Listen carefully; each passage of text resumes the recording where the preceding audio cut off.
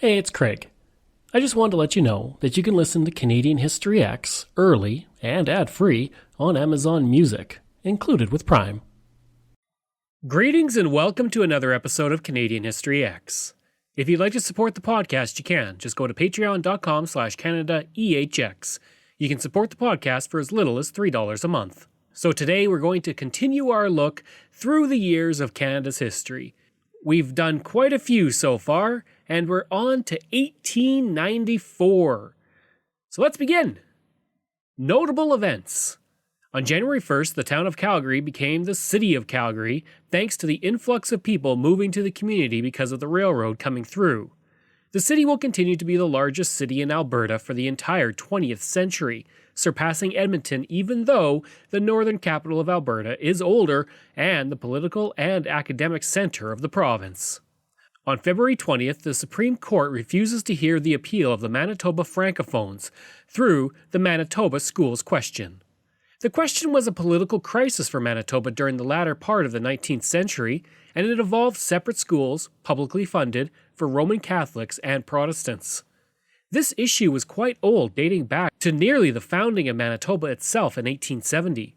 In 1890, Premier Thomas Greenway would pass the Public Schools Act, which removed funding for Catholic and Protestant schools and established tax-supported public schools.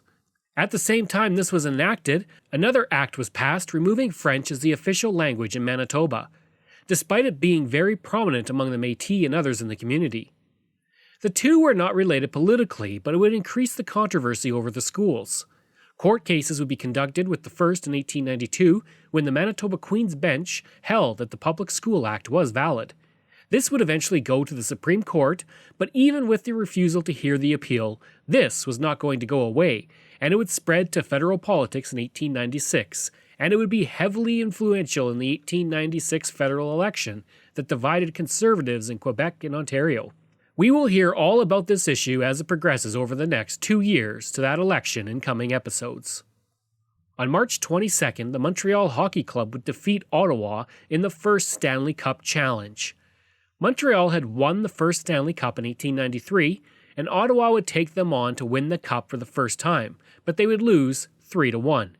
Montreal would hold on to the cup for another year until it was won by the Winnipeg Victorias in 1896. On April 27th, the largest known landslide in Canadian history would occur, with 185 million cubic meters of rock and dirt sliding, leaving a 40-meter scar that covered 4.6 million square meters. Interestingly, it doesn't appear anyone died, despite how large it was. On May 17th, the Pioneers' Obelisk was officially opened in Montreal. It commemorates the founding of Fort Ville-Marie on May 17, 1642, near to where Montreal would eventually be located. Made of granite and rising 41 feet in the air, it took 40 horses to drag the shaft to the city the year before. Since then, it has been moved several times, the most recent being in 1999. Each side of the obelisk carries a plaque. The first plaque honors the founding of Montreal, the second the creation of the Montreal Historical Society. The third plaque lists the names of the colonists who came to the area between May and December 1642, and the fourth plaque lists the founders of Montreal. On June 14th, Massey Hall was opened in Toronto.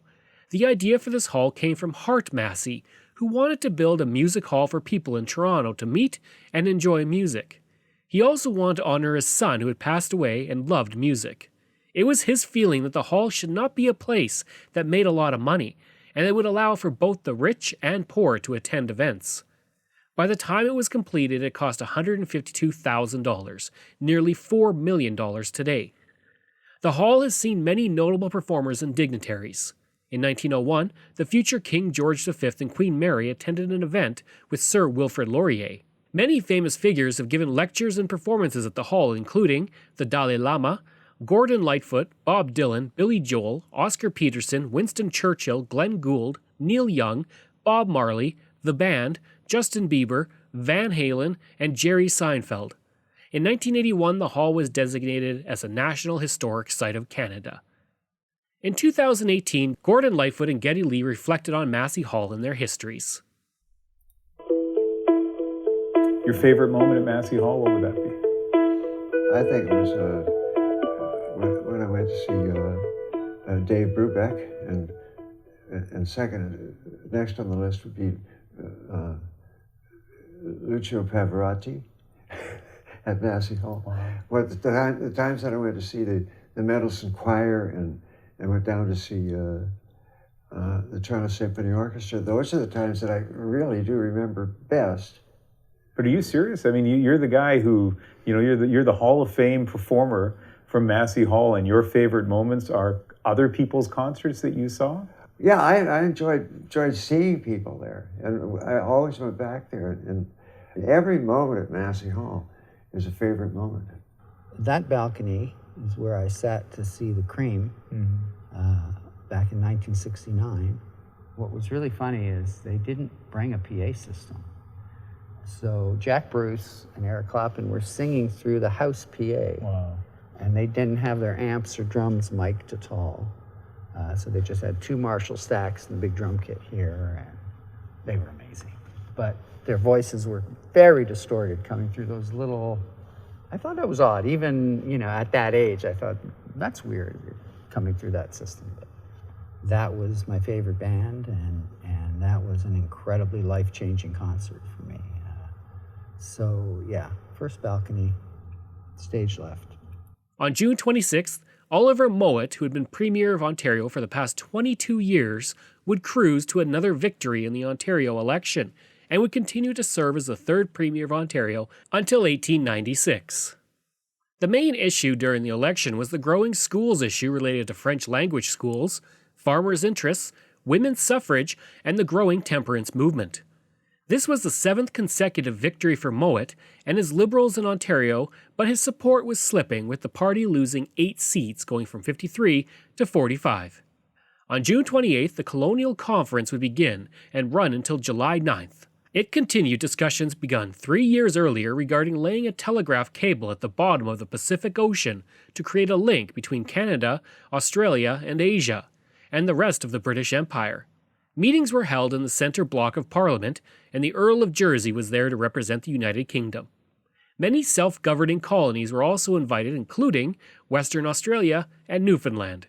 The conference also looked at favouring preferential trade within the empire. On September 3rd, the first Labour Day is celebrated in Canada, growing from labour movements over the previous decade and holidays celebrated locally around various provinces until it became the federal holiday. On December 12th, Sir John Thompson would pass away as Prime Minister while in office. This continued a trend of Prime Ministers only serving for a few years after the death of Sir John A. Macdonald. Thompson had died from a heart attack while at Windsor Castle, where Queen Victoria was making him a member of her Privy Council. At the time of his death, he was very overweight, and his health was described as terrible. Following his death, an elaborate funeral was held for him in the United Kingdom before his remains were transported back on the HMS Blenheim, painted black for the occasion. He would be buried on January 3, 1895 in Halifax. On December 21st, Mackenzie Bowell would become Prime Minister, and like those before him since the death of Macdonald, he would serve only 2 years before he lost in the 1896 election against Sir Wilfrid Laurier. We will get to more about Bowell in future episodes. Also this year, the Rondeau Provincial Park would be established, becoming the second provincial park in Ontario after the founding of Algonquin Provincial Park the year before. Regulations at the park prohibited settlement, grazing, most logging, but camping was allowed. These same regulations remain today, but the park is one of only 2 in the province with private cottages leased on publicly owned land. Today, there are roughly 285 private cottages. Billy Bishop. On February 8th, one of the most famous pilots in Canadian history would be born. Billy Bishop was born in Owen Sound, Ontario, where he attended Owen Sound Collegiate and Vocational Institute. It was there he gained a reputation as a fighter who could defend himself and others against bullies. While not playing in team sports, he would build an aircraft out of cardboard, wood crates, and string at the age of 15. He tested his new plane by jumping off the 3rd-story roof of his home. He was soon dug out of his wreckage, unhurt, by his sister. In 1911, he entered the Royal Military College, and in 1914 joined the Mississauga Horse Cavalry Regiment at the outbreak of the First World War. While with the 7th Canadian Mounted Rifles, Bishop proved his ability with a gun by shooting targets so far away that they were only a dot. His eyesight was described as superhuman. In France in 1915, he would transfer to the Royal Flying Corps, working as an observer until a spot opened up for pilots. On September 1st, 1915, he was able to report for elementary air instruction, and his first combat mission as an observer would be in January of 1916. In November of 1916, he received his wings and joined the No. 37 Squadron of the Royal Flying Corps. Things were not going well by March 1917 for Canadian and British pilots, with the average life expectancy being 11 days, and the Germans shooting down British aircraft at a rate of 5-1. On March 25th, Bishop recorded his first air victory, and by March 30th was a flight commander, and then earned a temporary promotion to captain a few days later. Known for his no-holds-barred way of flying, he would lead pilots himself into battle over enemy territory. His run-and-gun method was not without danger, and one mechanic counted 210 bullet holes in his plane after one patrol. In April 1917, he shot down 12 aircraft and participated in the Battle of Vimy Ridge, earning the Military Cross. The Germans began to take notice of Bishop and his blue-nosed aircraft and referred to him as Hell's Handmaiden. On April 30th, he survived a battle with the Red Baron, and in May he received a Distinguished Service Order for shooting down 2 aircraft in one day. On June 2nd, he flew a solo mission behind enemy lines to attack a German aerodrome, shooting down 3 aircraft in the process and destroying many more on the ground. He would be awarded the Victoria Cross for this. By the end of the war, he would have 72 victories in the air, the most of any Canadian or British pilot, and third among all pilots in the First World War. After the war, he would spend his time running a passenger air service, lecturing on aerial warfare, and by 1929 was the chairman of British Airlines. In 1936, he was appointed as the first Canadian Air Vice Marshal, becoming Air Marshal in the Royal Canadian Air Force at the outbreak of the Second World War. He would be instrumental in creating a system for training pilots across Canada with the British Commonwealth Air Training Plan. In 1944, he resigned due to ill health to return to private enterprise, eventually retiring in 1952. He offered to serve in a recruitment role during the Korean War, but he was turned down due to ill health. He would pass away on September 11, 1956. Beyond his military awards, Bishop has been honored in many ways around Canada. In 1967, he was inducted into the International Air and Space Hall of Fame. His home was repurposed into the Billy Bishop Home and Museum, and several movies and documentaries have been made about him. Both an airport in Owen Sound and Toronto are named for him. Numerous roads and parks, as well as schools, are named for him, as is Mount Bishop. In 1978, Billy Bishop Goes to War would premiere in Vancouver, with Eric Peterson playing Bishop and 12 other characters. It has become one of the most iconic plays in Canadian history. Here is a clip from 2011 when Peterson was performing the play for the Toronto Film Festival. Dearest Margaret, it's the merry month of May, and today I sent another merry Hun to his merry death. I'm not sure you'd appreciate the bloodthirsty streak that's come over me in the past month. How I hate the Hun. He's killed so many of my friends. I enjoy killing him now. I go up as much as I can. Even on my day off, my score is getting higher and higher because I like it. Yesterday, I had a narrow escape. Bullet came through the windshield. I creased my helmet, but a miss is as good as a mile. And if I'm for it, then I'm for it. But I do not believe I am for it. My superiors are pleased. Not only have I been made captain, they're recommending me for the Military Cross. Thinking of you constantly, I remain. You may think you've something special to get you through this war, but the odds aren't in your favor. That's a fact you can't ignore. Chances are the man will come knocking at your door. And you'll never get out alive. You won't survive. So when you fight, stay as calm as the ocean and watch what's going on behind your shoulder. Remember, war's not the place for deep emotion. And maybe you'll get a little older.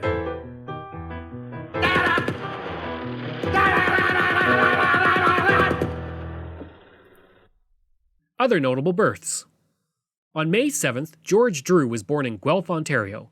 Attending the Osgoode Hall Law School, he would serve in the First World War, becoming a lieutenant colonel. In 1920, he was called to the bar, and in 1925 was elected as mayor of Guelph, serving until 1929. In 1939, he would be elected to the Ontario legislature, serving until 1948. In 1943, he would be elected as the Premier of Ontario, winning a minority government. In 1948, he would be elected to the House of Commons, serving until 1957. During that time, he was the leader of the opposition from 1948 to 1956. In 1957, he would become the Canadian High Commissioner to the United Kingdom, serving until 1964. In 1965, he served as the first Chancellor of the University of Guelph until 1971. And in 1967, he was awarded the Order of Canada. In 1973, he would pass away from heart failure. Let's take a break from talking about Canada in 1894 and instead talk about a podcast. And I've been listening to podcasts for a very long time. And one genre that I've always really enjoyed is true crime. But it seems like today every other podcast is true crime. But one podcast actually dates back to the earliest years of the genre. Sword and Scale was launched in 2014 and it led the way for true crime podcasts that would come after it. Now with Canadian History X, sometimes we delve into crime stories, stories about evildoers in Canadian history. But for a really good podcast that takes a deep dive into the stories of the evil that lurks among us, there's Sword and Scale. Sword and Scale is the longest true crime podcast that combines 911 calls, interrogation audio, and more to tell the real stories that make you sleep with the lights on. It's hosted by Mike Boudet, and he narrates each episode to immerse you into the story. His podcast reminds us of the lessons of George Romero and his Walking Dead movies. The real monsters out there are people, and this podcast expertly relates those stories about the truly evil that walk among us. Sword and Scale is available bi-weekly on Apple Podcasts, Spotify, Stitcher, iHeartRadio, TuneIn, and wherever you listen to podcasts. Subscribe today and leave them a review. That's Sword and Scale, also available at swordandscale.com. Subscribe today and give it a listen. Sword and Scale, proving that the worst monsters are real. On May 13th, William Rowe was born in Hull, Iowa to Canadian parents. The family would move to Ontario at the age of 2. From 1919 to 1923, he served as the reeve of his township and was elected to the Ontario legislature from 1923 to 1925. He was then elected to the House of Commons, serving until 1963, and he served as leader of the opposition twice, for only a few months each time, in 1954 and 1956, when George Drew was too ill to do his duties as leader. In 1963, he would become the Lieutenant Governor of Ontario, serving until 1968, and he would pass away on February 9, 1984. On June 4th, Mary Rose Anne Bolduc, known as Madame Bolduc, or La Bolduc, would be born in Newport, Quebec, to an Irish father and French-Canadian Micmac mother.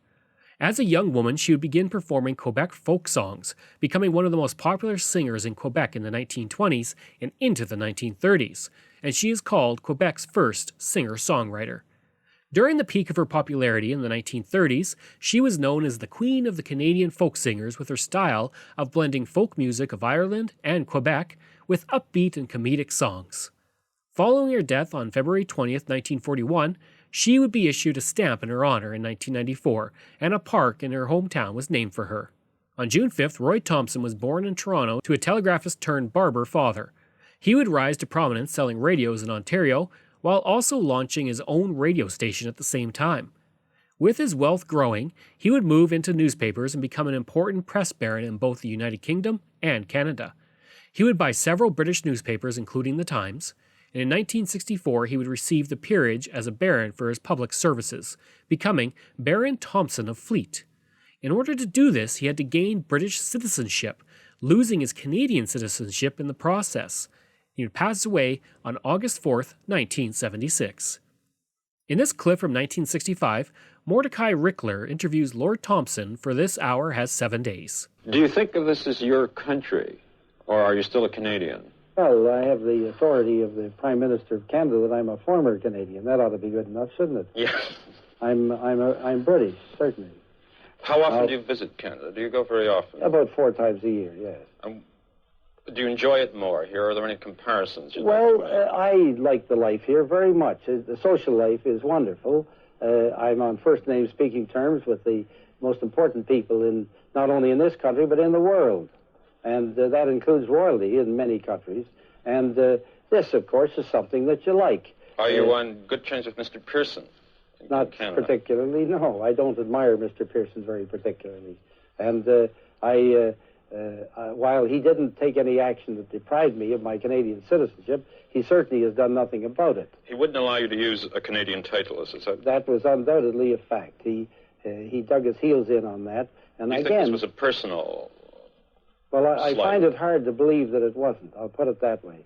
You see, wouldn't it have been pretty nice to go around the world, Lord Thompson of Toronto, or of Ontario, or some other part of Canada? Wouldn't that be publicity for Canada? Wouldn't that have done something for Canada? Well, I think it would. Here's a Canadian press report titled Viceroy Roy, ? And it deals with your asking Mr. Diefenbaker to help you get a title. Mr. Diefenbaker is quoted as saying, "Leave it to me." And also, again, is saying, "Why not a life peerage, Roy?" To which you said no. That's correct, is it? It isn't strictly correct. It isn't. No. Would you care to correct it?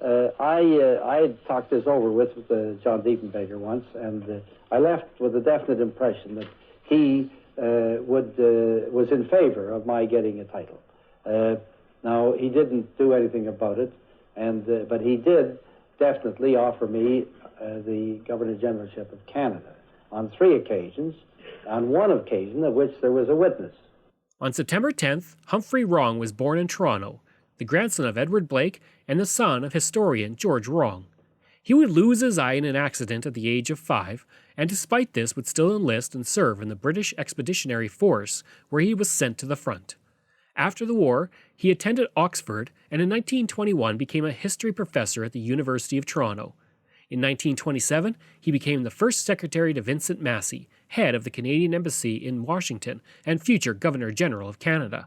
In 1946, he would be appointed the Ambassador for Canada to the United States, remaining in the post until 1953. He was one of the key creators of the North Atlantic Treaty that would create NATO, and he would pass away on January 24, 1954. On October 7th, Del Lord was born in Grimsby, Ontario. Hugh began to act in theaters as a young man before going to the United States and working in the Keystone Studios with fellow Canadian Mack Sennett. He would eventually transition into directing, and from 1935 to 1945, he directed over 36 Three Stooges films. Over the course of his career, he would direct or produce more than 200 motion pictures, and he would pass away in Riverside, California on March 23, 1970. On November 26, James McGugan was born in Hunter River, Prince Edward Island. He would become ordained to the priesthood on May 26, 1918, and would study at various Catholic universities across Canada and the United States. In 1930, he was appointed Archbishop of Regina by Pope Pius XI, making him the youngest archbishop in the church. 4 years later, he was named the Archbishop of Toronto and was created cardinal priest, becoming the first English-speaking cardinal from Canada. He would serve as an archbishop of the city until 1971, and he would pass away in 1974 from a heart attack. On December 13th, Chester Ronning was born in China. He would come to Canada with his family as a young man and graduated from the University of Alberta in 1916. From 1922 to 1927, he would serve as a missionary in China and then come back to Canada to serve as the principal of the Camrose Lutheran College, where he remained for 15 years. He would then serve from 1932 to 1935 in the Alberta legislature and was the leader of the Alberta CCF from 1940 to 1942. Beginning after the Second World War, he would begin serving diplomatic posts around the world. He served in China from 1945 to 1951, Norway from 1954 to 1957, India from 1957 to 1964, and at the United Nations. He would take special missions to Hanoi in 1965 and 1966 to mediate the Vietnam War, and in 1972 was awarded the Order of Canada. In 1983, he was inducted into the Alberta Order of Excellence and passed away on December 31, 1984. This is a clip from a National Film Board documentary from 1980 about Ronning, where he talks about his life. Chester lives in Camrose, Alberta, a small farming community 100 miles southeast of Edmonton, in a house he helped build 50 years ago. Once a month, children visit him from the local school as part of their social studies classes. And the painting is judged on the basis of how light they can handle and how heavy they can handle the brush. but every leaf is just one stroke. And you see the difference between that stroke, that stroke and this stroke? Yeah. You see the difference between that stroke and these strokes, and see the knots here are left? Yeah. Now, here are modern Chinese paintings. This, I say, is the grandfather. And he is not too interested in life, is he? He's quiet. Yeah. And there's his son. Oh. That would be something like your parents. Yeah. They take some interest in life. And here you are. And do you see how lively they are? Yeah. Are you as lively as that? Yeah.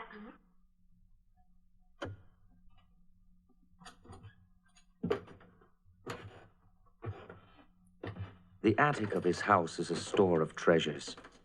Photographs, rare porcelains, the tiger he shot with a Maharaja. Deaths. On May 27th, Sir Francis Godshall Johnson would pass away in Quebec City. He was born on January 1st, 1817 in Bedfordshire, and would move to Montreal in the 1830s where he studied law. He was called to the bar in 1839 and became a well-known criminal lawyer, thanks in large part to being able to speak both English and French. In 1870, he was appointed as a legislative councillor in Rupert's Land, and in 1872 he was appointed to Lieutenant Governor of Manitoba briefly, but he was never sworn into office. He would then be appointed a judge of the Superior Court and was appointed Chief Justice in 1889. On July 23rd, Alexandre Antonin Tache would pass away in St. Boniface, Manitoba. He had been born in Lower Canada in 1823 and would attend junior seminary in 1833, feeling a religious calling. This would eventually lead to him becoming the first Archbishop of St. Boniface, Manitoba in 1853, a position he held until his death. On September 25th, Lieutenant Colonel James MacLeod would pass away. He was born in Scotland in 1836 and would come to Canada with his family in 1845, when his father purchased a farm at Richmond Hill. He would attend Upper Canada College before gaining a law degree and practicing law from 1860 to 1870 in Bowmanville, Ontario. In 1862, he transferred to the Bowmanville Volunteer Militia Rifle Company and was promoted to captain in 1863 and major in 1866. He would be appointed to the Legislative Assembly of the Northwest Territories in 1876, serving until 1881. Also from 1876 to 1880, he would become the Commissioner of the Northwest Mounted Police. Fort Macleod and Macleod Trail are named for him. On October 10th, Charles Monk passed away in Ireland. Born in Ireland in 1819, he would become the Governor-General of British North America in 1861 and the Governor of the Province of Canada. Under his governorship, Canada would begin to organize towards Confederation. When Canada became a country in 1867, he became the first Governor-General of Canada, serving until 1868. On October 30th, Augnier Mercier would pass away. He was born in 1840 in Montreal and would be elected to the House of Commons for the first time in 1872, serving until 1874. He would then be elected to the Quebec legislature in 1879, serving until 1894 when he passed away. During that time, he would serve as the 9th Premier of Quebec from 1887 to 1891, and he was able to rise to power by mobilizing Francophone opposition to the execution of Louis Riel and what he saw as a betrayal by John A. Macdonald's Conservatives. He was the first Quebec Premier to defend provincial autonomy in Quebec within Confederation. His strong national stance would be something later nationalist premiers of Quebec would latch onto. Several bridges, schools, and roads are named for him. Mercier, Quebec is named for him, as is the provincial district of Mercier. I hope you enjoyed that look at Canada in 1894, and if you did, please leave a rating and review. You can reach me at craig@canadaehx.com. You can find hundreds of articles on Canada's history, as well as all my podcast episodes, by going to my website, canadaehx.com. And again, you can support the podcast by going to Patreon. Just go to patreon.com/canadaehx. Just like all of these wonderful patrons have. Aaron O'Hara, Robert Dunseith, Todd Casey, Catherine Roy, Luke S., Vic Hedges, J.P. Bear, Jason Hall, Phil Maynard, Spencer M., Renee Beliveau, and Iris Gray.